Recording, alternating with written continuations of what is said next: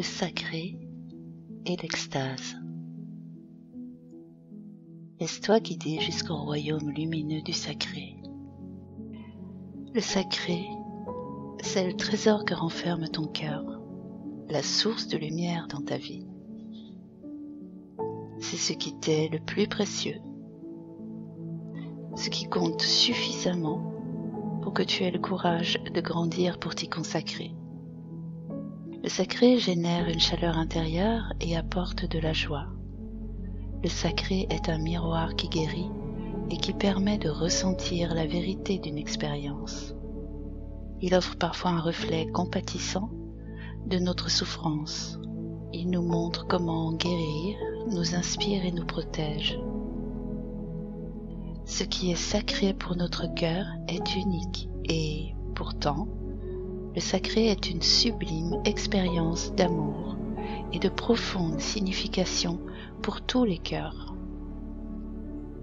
Le sacré peut être rejeté et ignoré au détriment de notre bien-être, mais il n'est jamais perdu ou abîmé. Sans lui, la vie devient superficielle et nous nous transformons en êtres déconnectés, éparpillés, voire déprimés ou excités et obsessionnels. Sans connexion au sacré, au cœur, nous ne sommes pas authentiques. Il nous est alors impossible d'être sincères avec nous-mêmes et encore moins avec les autres. Le sacré nous rappelle qui nous sommes et nous montre comment manifester notre objectif intérieur. Nous ne pouvons pas savoir ce que notre cœur désire vraiment ou ce que nous avons à offrir au monde. Nous ne pouvons pas vivre notre véritable destinée et atteindre notre objectif supérieur si nous ne savons pas qui nous sommes. Autant construire une maison sans aucune fondation. Afin de nous épanouir pleinement, nous avons besoin de nous appuyer sur une base d'authenticité. Une fois lancé sur la voie de ton objectif, tu ressentiras que ta vie est sacrée. Le sacré est un refuge, un sanctuaire. Il permet au cœur, à l'esprit et à l'âme de se recharger en profondeur. Il est notre ami, notre guide, notre protecteur et notre vérité. Le sacré est libre, généreux et bienveillant de façon inconditionnelle. Il ne peut être manipulé, commercialisé ou exploité. Le sacré échappe à toute tentative de contrôle et d'appropriation. Il demeure toujours pur et vrai et abonde une fois que nous savons comment l'accueillir. La porte du sacré se trouve dans notre cœur. C'est là que nous connectons avec notre âme, que nous la nourrissons et la développons. Notre âme est un être intérieur unique. Elle est la partie de nous qui vit plusieurs vies et se développe sur le plan spirituel à travers d'innombrables expériences. Elle a peut-être vécu ailleurs que sur la Terre, peut-être sur une étoile, et certainement dans différents mondes spirituels qui entrecoupent ces nombreuses vies. Elle se trouve pourtant exactement là où elle doit être et cherche à apporter de la lumière à notre planète pour le bien de tous ceux qui en ont besoin. Le voyage de notre âme nécessite une guérison personnelle. C'est en guérissant à son propre niveau que l'on peut ensuite aider le monde à guérir. L'âme est intelligente et connaît le chemin que nous devons emprunter.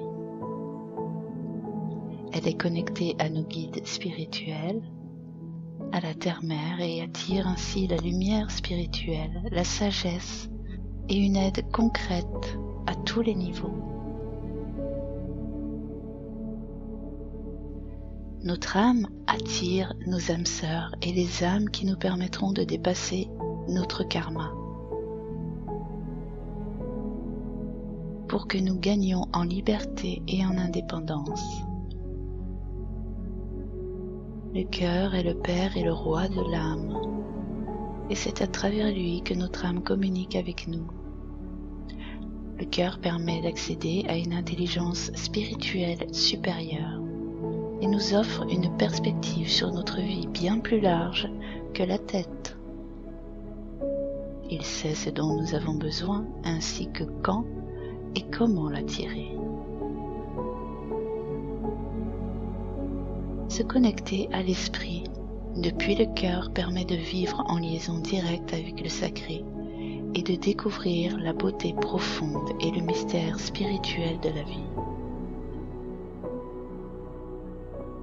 Nous nous sentons alors entendus et pris en considération, et même dans les moments difficiles, nous savons que nous nous en sortirons quoi qu'il arrive. Nous avons même l'étrange certitude que la situation débouchera sur quelque chose de positif. À mesure que nous nous élevons sur le plan spirituel, notre âme s'imprègne davantage de lumière spirituelle et son pouvoir sacré grandit. Elle n'est alors plus seulement une âme, mais ce que l'on appelle le soi supérieur, un espace sacré où nous pouvons recevoir les bénédictions, la guérison et la conscience qui nous élève. Notre âme est un refuge intérieur capable de se transformer en un temple d'amour spirituel universel. L'esprit devient alors notre meilleur ami. Il est constant, fiable et nous aime de manière inconditionnelle. Pour autant, il ne fait pas disparaître notre besoin de relations humaines, tout comme les relations humaines ne remplacent pas une connexion spirituelle. Au contraire, une connexion spirituelle améliore nos relations et encourage notre guérison. Le simple fait de se trouver à proximité d'autres âmes à ce niveau de développement spirituel peut nous aider à guérir, à restaurer une sensation de paix et même à nous défaire de vieux problèmes, ce qui n'est pas très agréable sur le moment, mais procure un véritable soulagement peu de temps après. Dans l'obscurité, nous avons besoin de plus de lumière. Fatigués de nous battre et de souffrir, nous avons davantage besoin de nous reposer. Parfois, nous ne savons pas comment répondre à la négativité en nous ou dans le monde. La lumière à laquelle nous accédons grâce à notre cœur et notre âme nous guide spirituellement et nous apaise afin que nous trouvions notre voie. La lumière blanche. Elle est polychromatique, ce qui signifie qu'elle contient toutes les fréquences de couleurs dont nous avons besoin pour nous guérir. Guérir les autres, notre planète et ses innombrables et précieuses créatures. C'est en quelque sorte un médicament divin pour l'âme qui renforce le cœur et clarifie l'esprit. L'intelligence divine et pleine d'amour de la lumière blanche donne à notre âme les moyens de mettre un terme à nos pensées et à nos comportements négatifs. Elle la transforme afin que nous soyons plus forts et plus sages, capables de ressentir un plaisir extatique connecté à notre véritable chemin. Alors que la lumière nous inonde et nous guérit, elle nous prépare à devenir des canaux spirituels. Elle pourra alors jaillir à travers nous dans toutes les dimensions pour le bien-être spirituel de tous les êtres. L'extase. Nous sommes parfois trop tendus, trop sérieux, même sur notre chemin spirituel, et c'est tout à fait normal.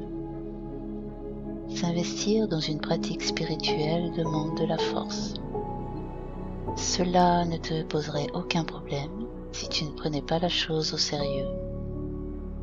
S'attaquer à ces problèmes peut être un travail difficile, ainsi qu'une vraie leçon d'humilité. Pendant ton travail pour guérir, le processus te semblera parfois interminable.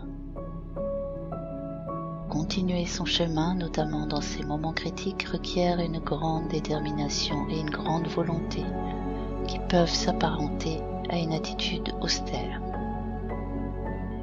Ce n'est pas toujours aussi difficile, mais sans humour, sans moments légers ou plaisir récréatif pour équilibrer ce travail, tu risques de t'assécher, de perdre toute passion sur ton chemin spirituel et de passer à côté de tes plus beaux aspects, ceux qui éclairent le cœur et remontent le moral.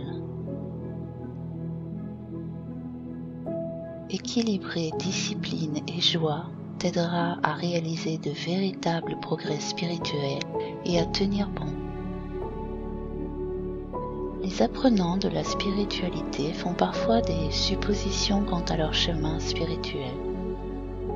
Certains, notamment, s'ils ont dû se comporter en véritables guerriers pour survivre à de terribles combats, supposent que le chemin sera de plus en plus difficile à mesure qu'ils avanceront. Je ne sais pas vraiment ce qu'ils imaginent être l'éveil spirituel. Peut-être un abandon après une défaite face à un épuisement total? Peut-être un moyen d'y arriver?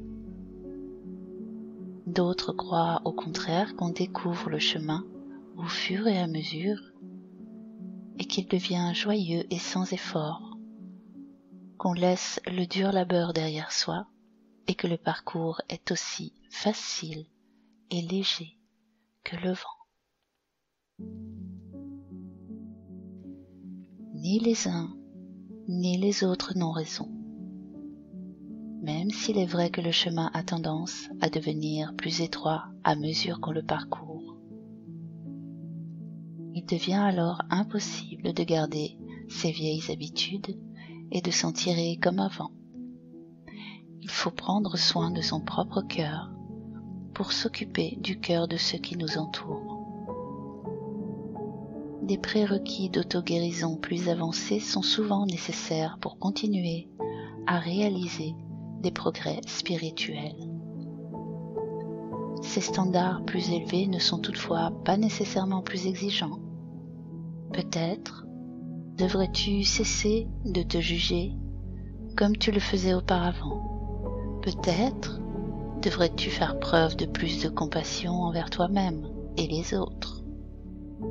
Même si abandonner le petit jeu d'à qui la faute de l'ego peut s'avérer difficile dans un premier temps, cela finira par apaiser ton cœur. Ce chemin plus étroit n'est donc pas un fardeau, mais peut demander de prendre le temps de s'y habituer.